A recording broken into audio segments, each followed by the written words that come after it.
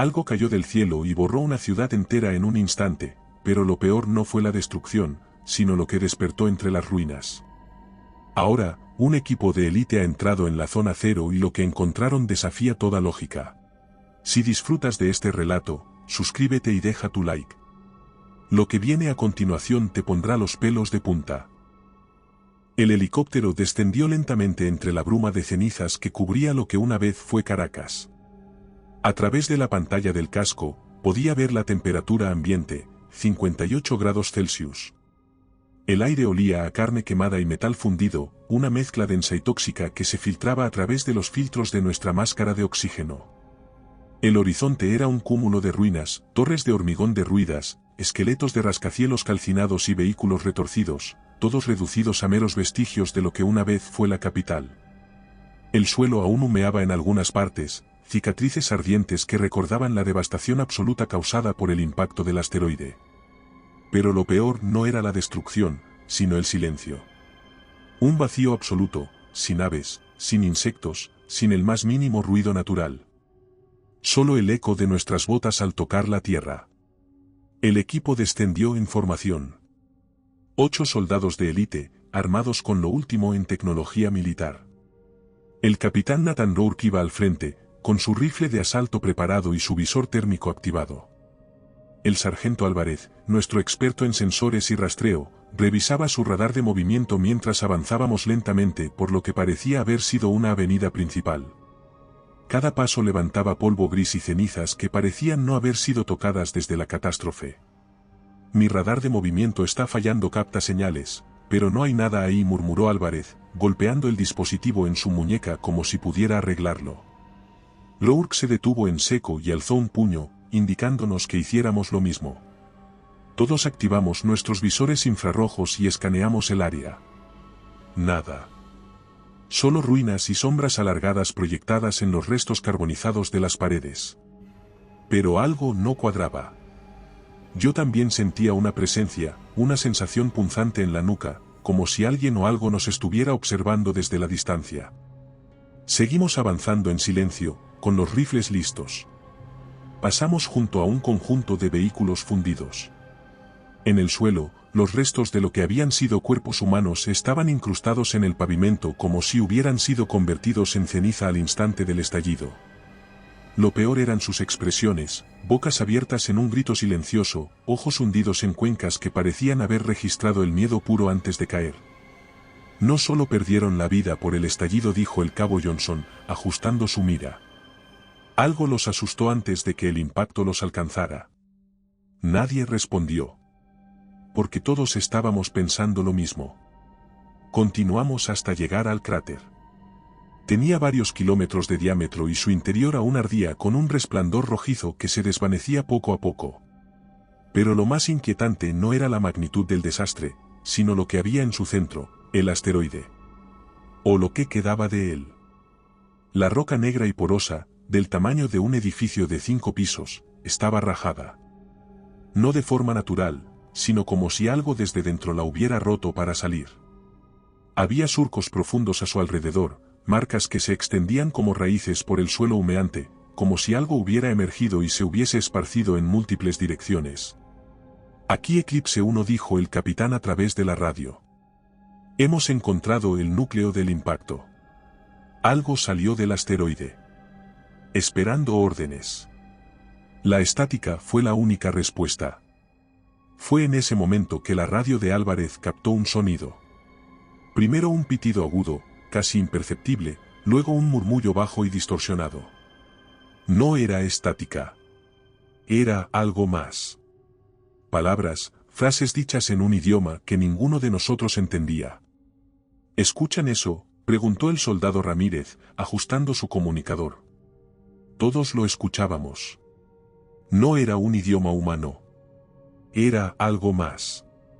Algo que no debería existir. Nos miramos unos a otros, sin saber qué decir. Luego, la voz en la radio se distorsionó aún más y algo similar a una risa, un sonido burbujeante y gutural, se coló por nuestros auriculares. «Corten la radio», ordenó Rourke. El silencio volvió, pero ahora era aún peor. Como si algo supiera que estábamos aquí. como si algo nos estuviera esperando. Cuando cayó la noche, el aire se volvió aún más denso y la ceniza flotaba como una niebla espectral. Relatos como este son parte de nuestro libro en Amazon. Encuéntralo en la descripción. Montamos un perímetro cerca del cráter y encendimos lámparas de luz ultravioleta para detectar cualquier movimiento. No confiábamos en la oscuridad. Ramírez tomó el primer turno de guardia mientras el resto intentábamos descansar. Pero nadie podía dormir. No en un lugar así. No con la sensación de que algo se movía en la periferia de nuestra visión, deslizándose entre las sombras. La radio volvió a encenderse por sí sola. Esta vez no había susurros. Solo un sonido, un gorgoteo húmedo, como si algo enorme estuviera respirando justo detrás de nosotros. Entonces, el grito del soldado rompió la noche. Nos pusimos en pie de inmediato, apuntando nuestras armas en la dirección donde estaba su puesto. Pero él ya no estaba. Solo encontramos su rifle, manchado de rojo. La mancha aún estaba fresca, goteaba lentamente sobre la ceniza, formando pequeños charcos oscuros que se filtraban entre las grietas del pavimento resquebrajado.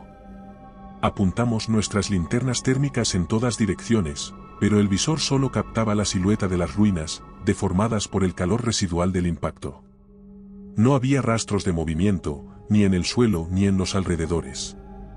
No pudo haber ido lejos, dijo Johnson, su voz apenas audible a través del comunicador. Rourke levantó una mano, indicándonos que nos separáramos en grupos de 2 y aseguráramos la zona.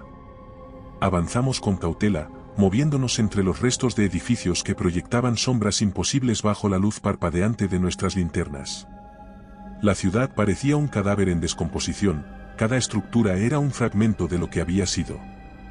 A medida que nos adentrábamos más en la oscuridad, el silencio comenzó a ceder ante un sonido distante, un murmullo débil, gutural, como si alguien estuviera rezando en un idioma que no conocíamos. Mi pulso se aceleró cuando vi una silueta al final de la calle, medio oculta tras un automóvil calcinado. Era alta y delgada, con extremidades alargadas que parecían moverse con un ritmo antinatural. Un brillo débil emergió de lo que parecía ser su rostro, varios puntos de luz parpadeaban en distintos ángulos como si fueran ojos. No reaccioné de inmediato, tratando de procesar lo que veía, hasta que Álvarez, que estaba a mi lado, apretó el gatillo y disparó. El estruendo rompió el aire y el impacto levantó polvo y escombros, pero la silueta no cayó. Se movió. De manera errática, como si no estuviera completamente atada a nuestra realidad, sus extremidades parecieron fragmentarse por un instante antes de recolocarse en un ángulo imposible. El brillo de sus múltiples ojos se intensificó, y en un parpadeo, desapareció. «Mierda», grité, retrocediendo mientras el sargento disparaba nuevamente al vacío. La radio se llenó de interferencias y luego escuchamos la voz del capitán. «Regresen al perímetro, ahora». Corrimos entre los escombros, jadeando bajo la máscara de oxígeno, mientras las sombras a nuestro alrededor comenzaban a moverse con más frecuencia. A cada paso, más de esas figuras aparecían entre las ruinas, emergiendo de la penumbra con movimientos espasmódicos y bocas que se abrían en 4 partes, dejando ver filas de dientes translúcidos. La visión térmica mostraba sus cuerpos en tonos oscuros, como si apenas emitieran calor, como si fueran entidades atrapadas entre vivir o no. Cuando llegamos al campamento, las alarmas de proximidad estaban parpadeando en todas direcciones. Los sensores de movimiento detectaban múltiples objetivos rodeándonos. Las linternas ultravioleta iluminaban las calles destrozadas, pero solo alcanzaban a proyectar sombras retorcidas que se deslizaban en los bordes de nuestra visión. «Abran fuego», gritó Rourke, y en el mismo instante, el infierno se desató. Las ráfagas de disparos iluminaron la noche como relámpagos. Las criaturas avanzaron sin emitir sonido alguno, deslizándose sobre el terreno con una rapidez inhumana. Vi como una de ellas se abalanzó sobre el sargento, sus mandíbulas abiertas como pétalos de una flor monstruosa. Sus dientes afilados perforaron el casco, y en un segundo, la cabeza de Álvarez dejó de existir. Su cuerpo se desplomó con un espasmo y la criatura lo dejó caer como si fuera un juguete roto. «Atrás, atrás», grité mientras vaciaba el cargador sobre otra de las figuras que se acercaba a mí. Las balas la atravesaban sin impacto aparente, como si su consistencia no fuera completamente física. Johnson lanzó una granada aturdidora y el destello iluminó brevemente las formas de las criaturas, revelando su verdadera apariencia: cuerpos largos y delgados con piel negra y viscosa, múltiples ojos esparcidos en posiciones erráticas por sus cráneos y extremidades que parecían temblar con la luz. Por un instante, se quedaron inmóviles. Aprovechamos la distracción y corrimos.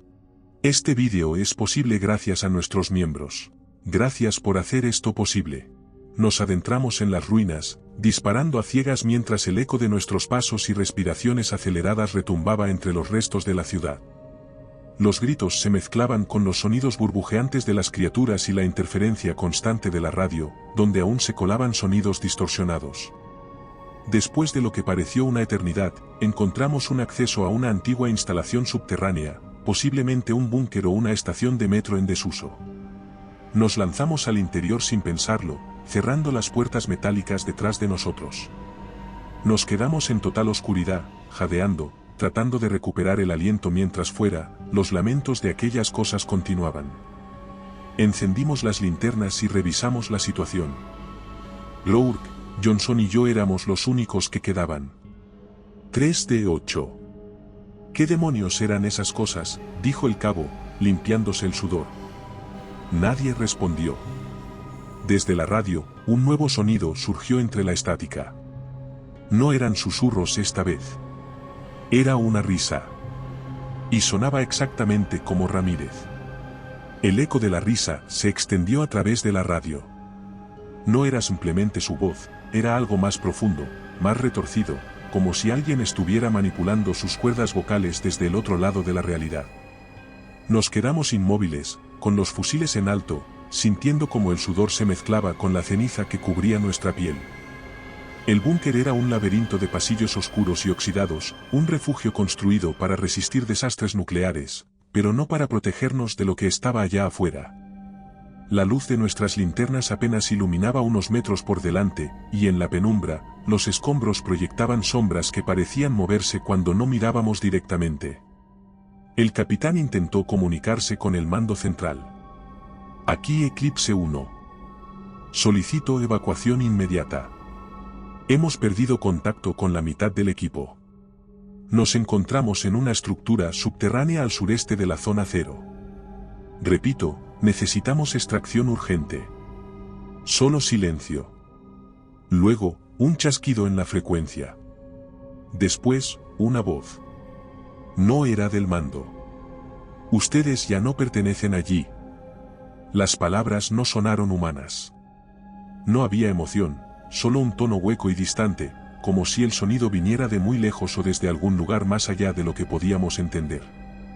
En ese momento, la temperatura bajó de golpe. El aire denso y caliente de la superficie se disipó en un escalofrío repentino que nos hizo sentir como si estuviéramos a punto de congelarnos. La linterna de Johnson parpadeó y por un breve instante vimos algo al final del pasillo. Era el soldado. O al menos, lo que quedaba de él. Su cuerpo estaba torcido de una manera imposible, su cabeza inclinada en un ángulo grotesco y sus extremidades alargadas, como si hubieran sido estiradas más allá de su límite. Sus ojos estaban vacíos, dos cuencas negras que reflejaban la luz como espejos rotos.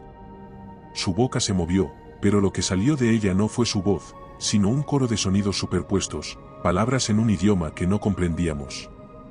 No debimos venir, dijo. El capitán levantó su rifle y disparó. El estallido de luz iluminó todo el pasillo y en un parpadeo, Ramírez ya no estaba. El sonido de algo arrastrándose sonó en las paredes, reverberando como un eco imposible que venía desde todas direcciones.